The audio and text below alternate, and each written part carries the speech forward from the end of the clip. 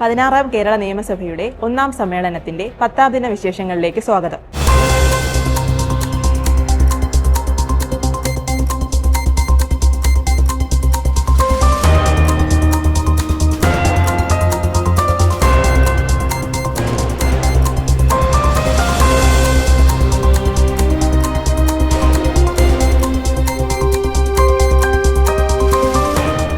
ചോദ്യോത്തര വേളയിൽ ചോദ്യങ്ങളുടെ പട്ടികയിലെ 4 ചോദ്യങ്ങൾക്കാണ് മന്ത്രിമാർ ഇന്ന് സഭയിൽ വാക്കാൽ മറുപടി നൽകിയത്. മനുഷ്യ വന്യജീവി സംഘർഷം ലഘൂകരിക്കുന്നതിന് കർമ്മ പദ്ധതി, ഗോത്രബന്ധു പദ്ധതി, കുടിവെള്ളത്തിന്റെ ഗുണനിലവാരം ഉറപ്പുവരുത്തുന്നതിന് നടപടി, പട്ടികജാതി വിഭാഗം വിദ്യാർത്ഥികൾക്കുള്ള പ്രോത്സാഹനങ്ങൾ എന്നിവ സംബന്ധിച്ച അംഗങ്ങളുടെ ചോദ്യങ്ങൾക്കാണ് ബന്ധപ്പെട്ട മന്ത്രിമാർ ഇന്ന് മറുപടി പറഞ്ഞത്.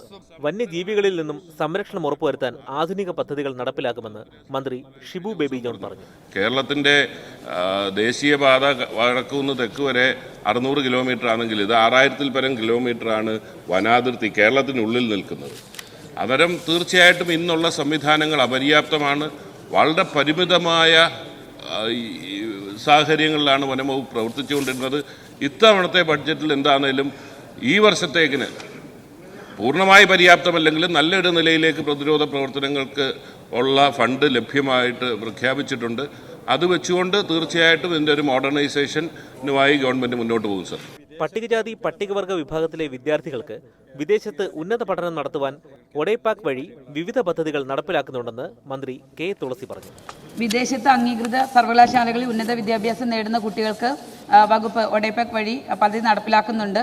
അതിൽ അപേക്ഷ കൃത്യമായി പരിശോധിച്ച് ആ കുട്ടി പോകുന്ന കോഴ്സും അതുപോലെ തന്നെ ചേരാൻ പോകുന്ന സ്ഥാപനത്തെക്കുറിച്ചും കൃത്യമായിട്ട് പരിശോധന നടത്തിയിട്ടാണ് അത് അനുവദിക്കുന്നത്. അതിപ്പോൾ നടന്നു വരുന്നുണ്ട്. ചോദ്യോത്തര സമയം അവസാനിച്ചു. നിയമസഭാ സാമാജികരും മാധ്യമപ്രവർത്തകരും തമ്മിൽ നടന്ന സൗഹൃദ ഫുട്ബോൾ മത്സരത്തിൽ പങ്കെടുത്തവരെ സ്പീക്കർ അനുമോദിച്ചു. യഥാർത്ഥത്തിൽ ഞാൻ ആ കളി കണ്ടിരുന്നു. ഒരു സെക്കൻഡ് ഹാഫിലാണ് കാണാൻ പറ്റിയത്. വളരെ മനോഹരമായിട്ട് അതിന് നേതൃത്വം കൊടുത്ത കളിയിലെ അംഗങ്ങളുണ്ട്. നമ്മുടെ Shri V T Balram, T Siddique, O J Janeesh, Abu John Joseph, T K Govindan, Muhammad Shiyas, K V Sumesh, M Vijil, Manoj Muthedan, T P Ashraf Ali, Abin Barki, Shibu Thekkumpuram, T O Mohanan, Xavier Chittarappally, K M Abhijith, Shri V T Sooraj, ഇവരെ എല്ലാവരെയും അനുമോദിക്കുകയും ചെയ്യുന്നു. PM ശ്രീ പദ്ധതി നടപ്പാക്കാനുള്ള സർക്കാർ തീരുമാനം സഭാ നടപടികൾ നിർത്തിവെച്ച് ചർച്ച ചെയ്യണമെന്ന ഉപക്ഷേപത്തിന് സ്പീക്കർ അനുമതി നിഷേധിച്ചു.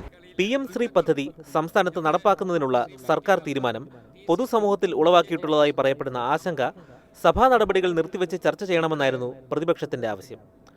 പ്രതിപക്ഷത്തു നിന്ന് P Prasad, K Ramachandran, PK Praveen എന്നിവരാണ് സഭാ നടപടികൾ നിർത്തിവെച്ച് ചർച്ച ചെയ്യണമെന്ന ഉപക്ഷേപത്തിന് നോട്ടീസ് നൽകിയത്. വിഷയം ഗൗരവമുള്ളതാണെന്നും ചർച്ചയ്ക്കെടുക്കണമെന്നും പി പ്രസാദ് ആവശ്യപ്പെട്ടു. ഇത്രയും ഗൗരവതരമായ പ്രശ്നം സഭ നടപടികൾ നിർത്തിവെച്ച് ചർച്ച ചെയ്യണം എന്ന് ഞാൻ അഭ്യർത്ഥിക്കുന്നു. വിഷയം മന്ത്രിസഭ ഉപസമിതി ചർച്ച ചെയ്യുമെന്നും അതിനുശേഷം മാത്രമേ തുടർ നടപടികൾ ആലോചിക്കൂവെന്നും മന്ത്രി എൻ ഷംസുദ്ദീൻ വ്യക്തമാക്കി. ഞങ്ങളൊരു ക്യാബിനറ്റ് സബ് കമ്മിറ്റി വെച്ചിട്ടുണ്ട്. അതിലെല്ലാ കാര്യങ്ങളും വിശദമായി ചർച്ച ചെയ്യും.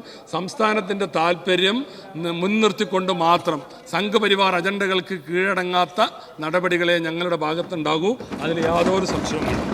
മന്ത്രിയുടെ വിശദീകരണത്തിന്റെ അടിസ്ഥാനത്തിൽ സഭാ നടപടികൾ നിർത്തിവെച്ച് ചർച്ച ചെയ്യണമെന്ന ഉപക്ഷേപത്തിന് സ്പീക്കർ അനുമതി നിഷേധിച്ചില്ല. ബഹുമാനപ്പെട്ട മന്ത്രിയുടെ വിശദീകരണത്തിന്റെ അടിസ്ഥാനത്തിൽ ചട്ടം 50 പ്രകാരമുള്ള നോട്ടീസ് അവതരണാനുമതി നിഷേധിക്കുന്നു. സംസ്ഥാനത്തെ വിദ്യാഭ്യാസ മേഖല ആശങ്കയിലാണെന്ന് പ്രതിപക്ഷ നേതാവ് പിണറായി വിജയൻ പറഞ്ഞു. വിഷയം ചർച്ചയ്ക്കെടുക്കാത്ത നടപടിയിൽ പ്രതിഷേധിച്ച് പ്രതിപക്ഷം വാക്കൌട്ട് നടത്തി. കേരളം ആശങ്കപ്പെടുന്നു. വിദ്യാഭ്യാസ മേഖലയിൽ RSS അജണ്ടയെ ചെറുത്തുനിന്ന കാലം സർക്കാർ തലത്തിൽ അവസാനിക്കുകയാണോ? എന്നാൽ കേരളം അത് മുന്നോട്ട് കൊണ്ടുപോവുക തന്നെ ചെയ്യും. ഈ നിലപാടിൽ, സർക്കാരിന്റെ നിലപാടിൽ പ്രതിഷേധിച്ചുകൊണ്ട് ഞാനും എൻ്റെ കക്ഷിയും വാക്കൗട്ട് നടത്തുകയാണ്.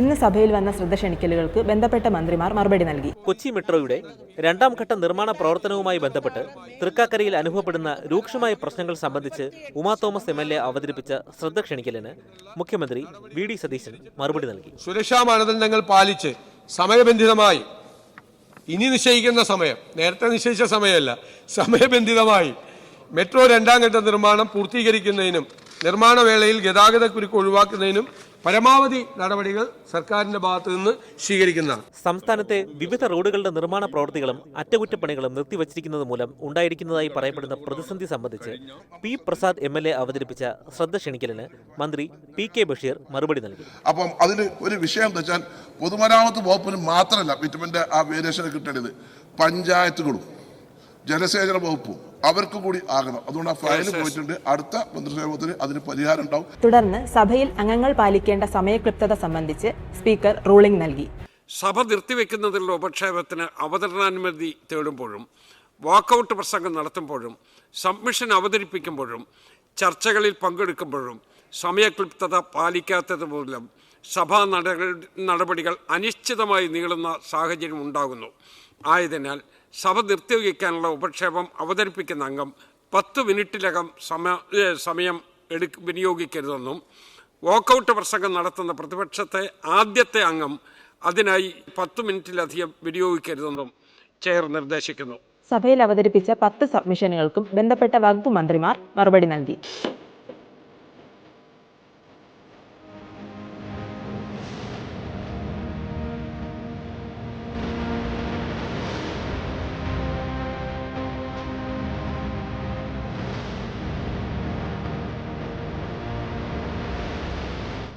രണ്ടായിരത്തി 26-27 സാമ്പത്തിക വർഷത്തേക്കുള്ള പുതുക്കിയ ബജറ്റിനെ സംബന്ധിക്കുന്ന പൊതുചർച്ച ഇന്ന് അവസാനിച്ചു.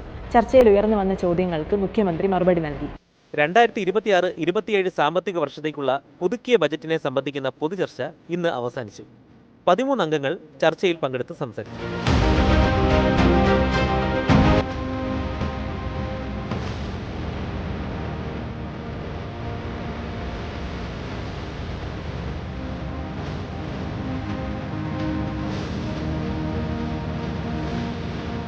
ചർച്ചയിൽ ഉയർന്നു വന്ന ചോദ്യങ്ങൾക്കും വിമർശനങ്ങൾക്കും മുഖ്യമന്ത്രി VD സതീശൻ മറുപടി നൽകി. സമ്പദ്ഘടനയുടെ ആരോഗ്യം, ഫിസ്ക്കൽ ഹെൽത്ത് എന്നാണ് ഞങ്ങൾ അതിന് പേരിട്ടത്. അതെന്താണ് എന്ന് വ്യക്തമാക്കുന്ന ഈ സംസ്ഥാനം കണ്ട ഏറ്റവും സമഗ്രമായ ഒരു ഡോക്യുമെന്റ് അവതരിപ്പിച്ചു. സർ, ഞങ്ങൾ പറഞ്ഞു അത് രാഷ്ട്രീയ വിമർശനമല്ല, അതൊരു ഓതന്റിക് ഡോക്യുമെന്റാണ്. നടപടികൾ പൂർത്തിയാക്കി സഭ ഇന്നത്തേക്ക് പിരിഞ്ഞു. ഓർഡർ. സഭ ഇപ്പോൾ പിരിയുന്നതും ജൂൺ 29 തിങ്കളാഴ്ച രാവിലെ 9 മണിക്ക് വീണ്ടും ചേരുന്നതാണ്. നിയമസഭാ വിശേഷങ്ങൾ പൂർത്തിയായി. നമസ്കാരം.